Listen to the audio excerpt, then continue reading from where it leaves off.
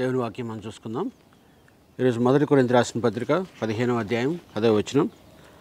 ఆయనను నేనేమైనానో దేవుని కృపల్ని అయ్యున్నాను, మరియు నాకు అనుగ్రహింపడిన ఆయన కృప నిష్ఫలము కాలేదు, కానీ వారందరికంటే నేను ఎక్కువగా ప్రయాసపడుతుంది. ప్రయాసపడి నేను కాదు, నాకు తోడైనటువంటి దేవుని కృపే. ఇక్కడ అపోస్తలుడైన పౌలు చెప్తున్న ప్రాముఖ్యమైన మాట ఏంటంటే, ఆయన ప్రతి విషయంలో ఆయన ఒప్పుకుంటున్నాడు, నా ప్రతి విషయంలో దేవుని కృప అనేది నాకు సహాయంగా ఉంటుందని ఆయన ఒప్పుకుంటున్నాడు. ఎందుకంటే ఆయన అన్ని పరిస్థితుల్లో మరి దేవుని కృప ఆయనకి తోడుగా ఉంటుందని ఆయన ఒప్పుకుంటున్నాడు.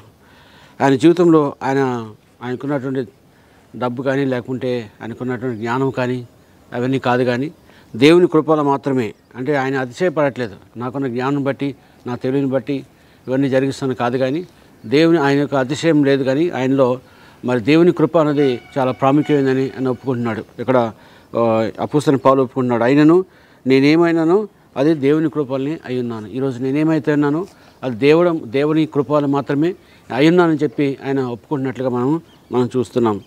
అదేవిధంగా ఆయన జీవితంలో ఒకవేళ డిఫికల్ట్ సిచ్యువేషన్స్, కఠినమైన పరిస్థితులు ఆయన జీవితంలో వెళ్తున్నప్పుడు కూడా మరి ఆయన ప్రతి పరిస్థితిలో దేవుని వైపు చూసినప్పుడు ఆయన దేవుని కృప మాత్రమే ఆయనకి సహాయంగా ఉన్నట్లుగా మరి కనబడుతుంది.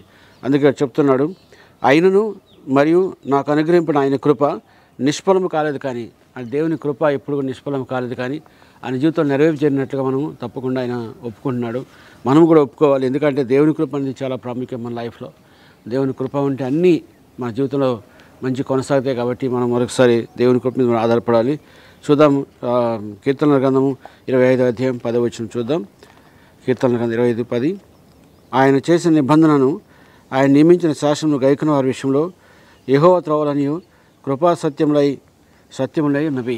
ఇక్కడ ఏం చెప్తున్నాడంటే, ఆయన చేసిన నిబంధనను, ఆయన ఏదైతే వాక్యం ద్వారా చెప్పాడో ఆయన నిబంధనలన్నింటినీ కూడా మనము ఆయన నియమించిన శాసనములను గైకొన్న వారి విషయంలో, ఆయన జీవితంలో ఆయన మరి ఏదైతే నిబంధన చేశాడో, ఏదైతే శాసనం చేశాడో వాటిని గైకొని వారి విషయంలో తప్పకుండా దేవుని కృపా కనికరం మెండుగా వారి జీవితంలో కరుణించబడుతుందని ఆయన చెప్తున్నాడు. ఆయన యొక్క మార్గాలు కానీ, ఆయన ఆలోచనలు కానీ అన్నింటినీ కూడా మనము తీసుకున్నట్లు తప్పకుండా దేవుని కృప మన జీవితంలో మెండుగా కరుణించబడుతుంది అంటున్నాడు.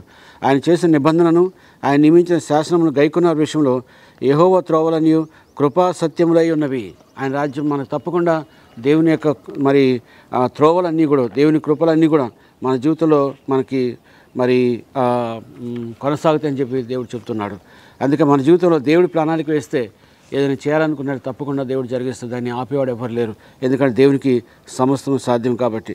అందుకే మరొకసారి మనం ఏం చేయాలంటే, మనం సిద్ధపరిచే దేవుడిని మనం చూడాలి. మనకున్నటువంటి దాని కాదు, కానీ మనకున్నటువంటి దేవుడు ఏదైతే మనం సిద్ధపరుస్తున్నాడో దాన్ని చూడాలి. అందుకే ఆయన చేసిన నిబంధనలను, ఆయన నియమించిన శాసనములను గైకొన్న వారి విషయంలో యెహోవా త్రోవలనియు కృపా సత్యములై ఉన్నవి. అందుకే అంటున్నాడు మరొకసారి, దేవుని కృప మా జీవితంలో చాలా ప్రాముఖ్యం అంటున్నాడు. అయినను నేనేమైనానో అది దేవుని కృపల్ని అయ్యున్నాను. ఈరోజు నేనేమైతే ఉన్నానో అది కేవలం దేవుని కృపలు మాత్రమే, ఇంకేది కాదని ఆయన ఒప్పుకున్నాడు. అపోస్తలుడైన పౌలు ఒప్పుకున్నాడు. కాబట్టి మనం కూడా మన లైఫ్లో దేవుని కృప అనేది చాలా ప్రాముఖ్యం. దేవుని కృప మీద మనం ఆధారపడాలి, దేవుని వైపు చూడాలి. దేవుని కార్యాలు మన జీవితంలో జరిగించడానికి మన దేవుని కృప మీద ఆధారపడి దేవుడు తప్పకుండా జరిగిస్తానని దేవుని వాక్యం తెలియజేస్తుంది. అందుకే మన జీవితంలో ఏం చేయాలంటే, always look to the provider. అంటే మనకి సమకూర్చే దేవుని వైపు మనం చూడాలి, అంతేగాని మన సమకూర్పు కాదు. మనం దేవుని వైపు చూస్తేనే మనకి మిగతా కార్యములు దేవుని మన జీవితంలో జరుగుతాయని దేవుని వాక్యం తెలియజేస్తుందండి. అందుకే దేవుడు మనకు అన్నింటినీ నెమ్మదిని, సమాధానం ఇచ్చే దేవుడు. కాబట్టి మరొకసారి ఆయన కృప మీద ఆధారపడి మన జీవితాన్ని, ఈ దినముని మనము దేవునికి అప్పగించుకొని, ఈ దినమంతా దేవుని కృప మనకు తోడుగా ఉండాలి. ఆయన కార్యాన్ని మన జీవితం జరిగించాలని మనం ఒప్పుకుందాం. ఆయనను నేనేమైనానో దేవుని కృపలను అయినాను, మరియు నాకు అనుగ్రహించిన ఆయన కృప నిష్ఫలము కాలేదు, కానీ వారందరికంటే నేను ఎక్కువ ప్రయాసపడి నేను కాదు, నాకు తోడైనటువంటి దేవుని కృప అన్నాడు. అంటే ఆయన చెప్తున్న మాట ఏంటంటే, దేవుని కృప అనేది చాలా ప్రాముఖ్యం మన లైఫ్లో. దేవుని కృప ఉంటే తప్పకుండా అన్ని విషయాలు మన జీవితం జరుగుతాయని చెప్పి ఆయన ఒప్పుకున్నాడు. కాబట్టి మనం కూడా దేవుని కృప మీద ఆధారపడదాం. నా జీవితంలో ఉదయకాలం నుంచి రాత్రి వరకు కూడా దేవుని కృప నా జీవితంలో మెండుగా కరుణించబడాలి, దేవుని కార్యాలు మన జీవితంలో మెండుగా కరుణించబడాలని మనం ప్రార్థన చేసుకుంటే దేవుడు తప్పకుండా మనకు సహాయం చేస్తాడు. ప్రార్థన చేసుకుందాం. మహోన్నతుడ, మీకే స్తోత్రం చెల్లిస్తున్నాం ప్రభా. దేవ, మరొకసారి ప్రభా అపోస్తలుడైన పౌలుని జ్ఞాపకం చేసుకుని ప్రార్థిస్తున్నాను తండ్రి. మరొకసారి తండ్రి మొదటి కొరింథీయులకు రాసిన 15వ అధ్యాయం 10వ వచనం ప్రకారంగా తండ్రి నేనేమైనా దేవుని కృపలో మాత్రమే ఆయన ఒప్పుకుంటానుగా ప్రభా, మీ కృప మీద ఆధారపడుతుండగా తండ్రి, మీ కృపా కార్యము తండ్రి, మీ కార్యము తండ్రి ఆయన జీవితంలో నెరవేర్చనుగా అక్కడ మేము ప్రార్థిస్తున్నాం తండ్రి. మీ సన్నిధి కాంతిని ప్రకాశింపచేయండి తండ్రి. మరొకసారి మమ్మల్ని మీ చేతులకు అప్పగించుకుంటూ ఈ దినమంతా ప్రభు మాతో ఉండి మమ్మల్ని నడిపించండి తండ్రి. మీ కార్యం తండ్రి, మీ ఉద్దేశాలు ప్రభా మరొకసారి నా జీవితంలో నెరవేర్చనుగా అక్కడ ప్రార్థిస్తున్నాం. మీ నిబంధనను, మీ శాసనను గైకొన్నప్పుడు తప్పకుండా మా జీవితంలో మరి అన్ని కృపాసత్య సంపూర్ణలై మా జీవితం జరుగుతాయని నమ్ముతూ మరొకసారి మమ్మల్ని మీ చేతులకు అప్పగించుకుంటూ యేసుక్రీస్తు అతి పరిశుద్ధ నామములో అడిగి వేడుకొంచున్నాము తండ్రి. ఆమేన్. God bless you all.